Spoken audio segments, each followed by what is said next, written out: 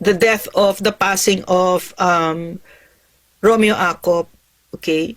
Opo. It's in line, I guess, with Christmas, no? So if you don't mind, no. Isang rason kung bakit I had to flee the country was because of Romeo Acop. No, then another reason why I experienced, my family and I experienced yung oppression of an illegal detention. For no other reason than because we expressed our God-given right to free expression by asking Martin Romualdez, is it true that you spent your allowance for travel is 850 million, and because of that we were illegally detained? And one of that was Romeo Acop. He was the one who moved to cite me and Eric for contempt, no? 'Di ba? So minsan gusto ko tanungin si Romeo Acop, is it worth it? 'Di ba? Is it worth it yung ginawa mo sa Pilipinas? Nadala mo ba lahat 'yan? Nadala mo ba lahat ng mga ninakaw mo? At that time, si Franz Castro was a representative, congresswoman siya noon. At si Satur, former congresswoman ng Bayan Muna. 'Di ba? So, kailangan para matapos natin ito, kilalanin natin ang kalaban natin, no? Alam naman nating lahat kung ano nangyari doon, pero bakit tuloy-tuloy pa din yung very blatant and shamefaced na lies ng CPP, NPA, NDF propaganda machine? Always it will be because of recruitment and fundraising. Po, Dok, pag-usapan natin po itong naging desisyon ng Court of Appeals o CA na pagpapatibay po doon sa hatol laban sa 13 individual na nahatulan sa kasong child abuse kaugnay po doon sa mga batang katutubo sa Talaingod, Davao del Norte. At kabilang nga doon sa mga inakusahan ay itong dating isang kongresista pa, Dok, at alam ko best friend mo ito, si Congresswoman Castro. Ano po masasabi po niyo, Dok? It's a victory for the Filipino people.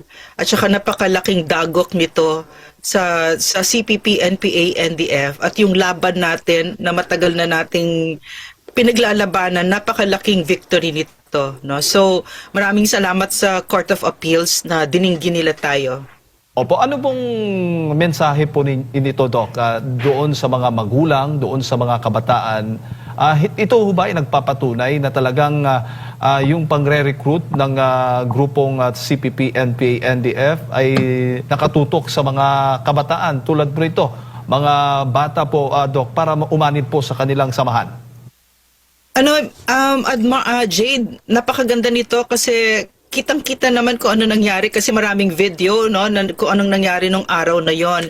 Pero what's more interesting for the Filipino people, and that I think that they should observe in all of this, is paano gumalaw ang CPP, NPA, NDF propaganda machine. Kasi yung nangyari noon, biro mo ang ginawa, ang 18 na mga menor ang kinuha ni Franz Castro at ni Satur Ocampo at 11 others at ipinasok sa van na walang pahintulot na mga magulang nila at ng at saka ng tribo. Pinasok lang sila. Buti nahuli sila ng pulis, no? Pagkatapos nun makikita mo sa video na talagang galit na galit yung parents at yung tribal leaders. Pero ang makikita mo sa propaganda machine, kasama hindi ko lang pinag-uusapan ang bulatlat o alter media na alam naman nating lahat ay CPP created na propaganda machine yan, no? Kasama dito kahit mainstream media, ginagamit pa din yung narrative na rescue daw yon. Paanong rescue? Diba? So makita mo, at that time, si Franz Castro was a representative, congresswoman siya noon. At si Satur, former congresswoman ng Bayan Muna. Diba? So, kailangan, para matapos natin ito, kilalanin natin ang kalaban natin, no? Alam naman nating lahat kung ano nangyari doon, pero bakit tuloy-tuloy pa din yung very blatant and shamefaced na lies ng CPP, NPA, NDF propaganda machine? Always it will be because of recruitment and fundraising. lalo pa ngayon na talagang lusaw na lusaw sila sa pag-recruit ng mga NPA. Pero itong Prente, itong sila Franz Castro, yung propaganda machine, nakikita natin yung mga nasa Kongreso ngayon, sina Reneco ng Kabataan Party List, sila Tonchi Tinio ng ACT Teachers, lahat sila nagsasalita kasi mga Prente ng CPP, NPA, NTF yan, at saka mga operatiba sila. Reneco, Tonchi Tinio, Arlene Brosas, mga nasa Kongreso ngayon. So nakita natin na yung sinasabi ng mga former rebels, totoo yun na itong mga Prente sa Kongreso, ang ginagamit nila yung kapangyarihan nila para maskara. Kaso huling-huli si Franz Castro noon, 'di ba?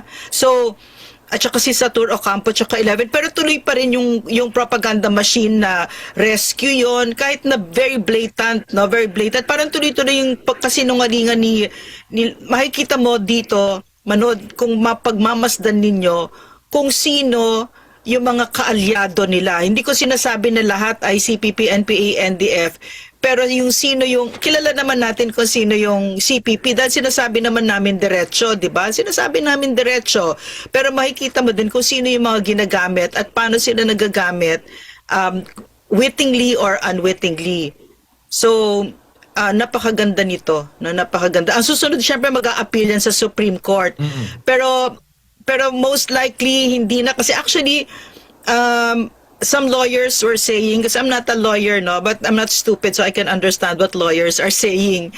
Now, the lawyers are saying, pag nag-court of appeals ka na, dapat tama na yon dahil nagsalita na yung korte. Pero alam natin ang template ng mga komunistang teroristang ito, itutuloy nito ito hanggang Supreme Court. Why? For recruitment, para tuloy-tuloy pa rin yung pagsalita nila na ni-rescue nila yon kasi grabe yung militarization noon, kasi yung salugpungan schools, talaga yung mga military, pinagsisira yung mga eskwela ng mga bata, ng indigenous peoples. Ano yung katotohanan? Yung katotohanan doon yung salugpungan schools ay hindi siya DepEd accredited. Although sinasabi ng Rappler na DepEd accredited, is a blatant lie kasi nga ang Rappler ay kaibigan din ng CPP, NPA, NDF. Nasa loob din yan ang mga media operators ng CPP. So ayan ang kwento na nilalabas nila na eskwela yon. Hindi yun eskwela. Those were terrorist training camps for indigenous peoples. Pagkatapos ang hindi military ang nagtanggal ng mga eskwelang yun, kundi ang mga magulang mismo with their own hands. How do I know it? I was there. Nakita ko yung eskwela kung paano nila talagang, at saka narinig ko yung mga kwento ng mga magulang. No? So, makikita ito yung mga gasgas na ito, di ba? Talaingod, 13, whatever, something number, di ba? So, we have to know our enemies if we want to end this, because we really have to end itong CPP, NPA, NDF kasi hindi lilipad ang Pilipinas, no? Meron tayong mga surot, no, mga salot yung mga yan na bawat sektor ng ating lipunan nandyan sila. Ang nakikita kong maganda dito kasi kami yung unang task force ni PRRD, 'di ba, na lumaban ng diretso dito. Sa yung gobyerno ay mismong may task force, no? So nasa comms ako noon, ako yung nag-strategic communications, may team ako. So, ang layo-layo na ngayon, ang layo-layo na nang narating ng Pilipinas ngayon na hindi ko na kailangan lumaban. Ang Pilipino na mismo ang lumalaban sa kanila, dyan mismo sa social media, sa pages mismo nila na hindi sila nakakasabat, di ba?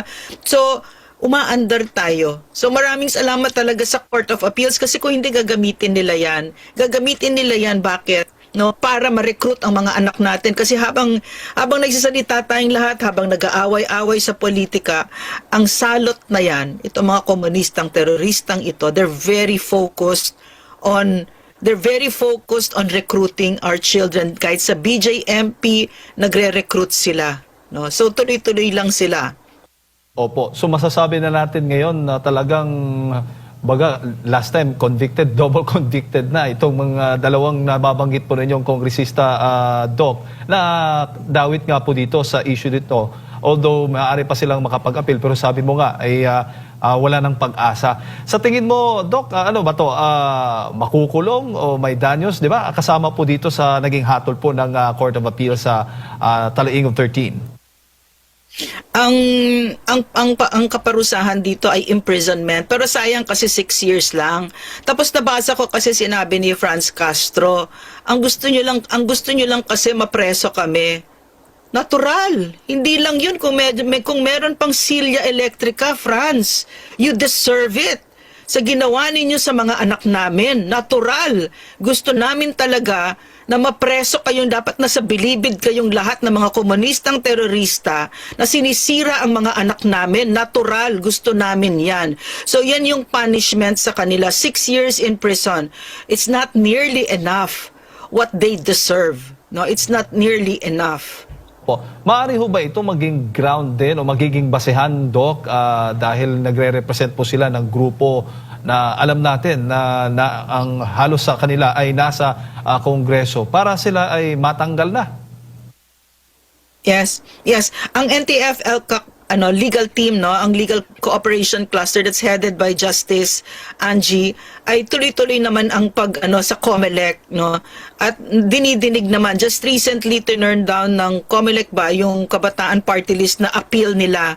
So tuloy-tuloy lang ang laban na ito. Walang, kahit nandyan si Bongbong Marcos na kaibigan ng CPP at si Martin Romualdez who enabled and strengthened them and gave them on a silver platter their recovery after Rodrigo Roa Duterte really brought them to their knees. Walang tumitigil dito, no. We are all holding the line. Tuloy-tuloy hanggang matapos ito kasi maliwanag na sa Pilipino na talagang hindi tayo aandar kapag nandyan pa ang mga salot na yan. Opo. Doc, bago ko pa ipasa kay partner Admar, nagbago na ho ba yung approach ngayon ng NTF-ELCAC? I mean, kung dati madalas, kaya nga inaakusahan kayong nagre-red tagging. Tuloy-tuloy pa rin ho ba ang ganong approach doon sa mga grupong may koneksyon dito sa mga teroristang grupo?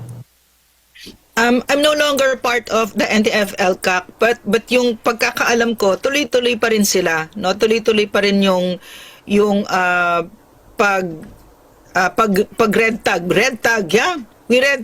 We identify very accurately sino ang CPP, NPA, NDF. Yun nga lang, ang kahirapan is because nga Marcos and Martin Romualdez are allies of the CPP, NPA, NDF party list in Congress para magkaroon sila ng attack dogs. Yun yung kahirapan, no? Unlike nung panahon ni PRRD, he was the one who led the fight against the CPP, NPA, NDF. We know the most powerful man in the country heading the fight against the communist terrorists. Napakalaking bagay nun. But now you have a president who cannot even say CPP, NPA, NDF. Diba? So we have a really huge problem. But so what, no? Dumating na buti na lang yung kagandahan ng panahon ni PRRD, yung laban na ito, hindi lang hanggang gobyerno, kundi na idala na natin sa mga kababayan natin so that they are part of it. But yes, tuloy-tuloy yung sa NTF-ELCAC ngayon. But I cannot speak for them. I cannot speak for them. Doc, magandang malamig na umaga sa iyo dyan. Admar po. Doc, Admar! Opo. Dito po sa nakalipas, ito pong recruitment naman nila ngayon. Meron po ba kayong informasyon? Nag-iba ba sila ng pamamaraan sa pag-recruit? Kamusta yung monitoring nyo po sa mga sources po ninyo? Sa klase ng kanilang recruitment ngayon, muli ba silang sumigla? Mas nagiging open ba sila? Doc? Nagiging desperado sila. Kasi nga, alam na ng tao kung sino sila. Yung kanilang proteksyon ay yung mga maskara nila, 'di ba, na human rights activists sila, 'di ba, or volunteer teacher sila, or madre sila, pare sila, etc., etc., 'di ba? Malaking bagay na natanggal yung mga maskara nila. So mas desperado sila ngayon, pero never underestimate a desperate organization, a terrorist and criminal organization na tuloy-tuloy at walang humpay ang pag-recruit ng mga anak natin na kahit na Sabado, weekend, yung mga anak natin, mga magulang, yung mga anak ninyo, siguro mga taga-PUP ito, no, idinadala sa BJMP at pagkatapos doon nire-recruit. Sino ang kumakausap sa kanila? Top cadres ng CPP, the most powerful in their hierarchy. We're talking about Vic Ladlad, Wigberto Villarico, Adalberto Silva, lahat ng mga yan. Yung kausap ng mga anak natin ay mga buitre at pinapayagan ng BJMP yung mga anak natin. Kahit na kahit na anong eskwela yan, kahit medical schools, nire-recruit sila, UERM, PGH, lahat yan, nire-recruit ng CPP. Wala silang, kasi nga talagang wala na silang ma-recruit. Pero on the ground, ang naririnig ko, talagang nag-activate sila yung sa mga indigenous peoples ulit. Na medyo mahirap kasi hindi mo kailangan magsinungaling tungkol sa gobyernong ito para magalit ka sa gobyerno. Sabihin mo lang yung totoo, magnanakaw si Marcos, 'di ba? Yun ang tapos nakikita mo, hindi naman kayo pinagsisilbihan. Ganun yung mga sinasabi nila noon sa mga kababayan natin kung kaya't lumaki itong problemang ito. Tingnan niyo yung gobyerno, oh. Hindi naman kayo pinagsisilbihan. Wala kayong eskwela, wala kayong farm to market road. So dito na lang kayo sa amin. Dito na kayo sa lugpungan schools namin libre. O, di ba? So, madaling maniwala noon. Kaya sinabi sa amin ni PRRD, kung gusto ninyo itong matapos, itong salot na ito, magsilbi tayo ng maayos. And he was correct. Good governance. He was so correct. Ang galing-galing ni PRRD. Kasi umaakyat ako sa bundok noon eh. At yung sasabihin mo lang, no, na bakit wala pa yung eskwela dito, tapos may eskwela na. Alam mo, agad-agad magsusurrender yung mga yan. Lahat talaga, you're going to win them over to the side of the government kasi ang government ay nagsisilbi. So we have a problem now because we have a president, this man in Malacanang did not run to serve the Filipino people but to steal from us every centavo that he can really suck out of this country. He will do it. So we have a problem. We have a big problem right now, but hindi naman sila mapapabuti, di ba? So yung mga kababayan ko na sinasabihan kayo na ang gobyerno hindi nagsisilbi, kaya dito lang mag-NPA na lang kayo, lalong sasama ang buhay ninyo. Magtiis lang tayo hanggang matanggal yan. Matanggal yung salot na president na yan. Tapos ayusin natin ang gobyerno.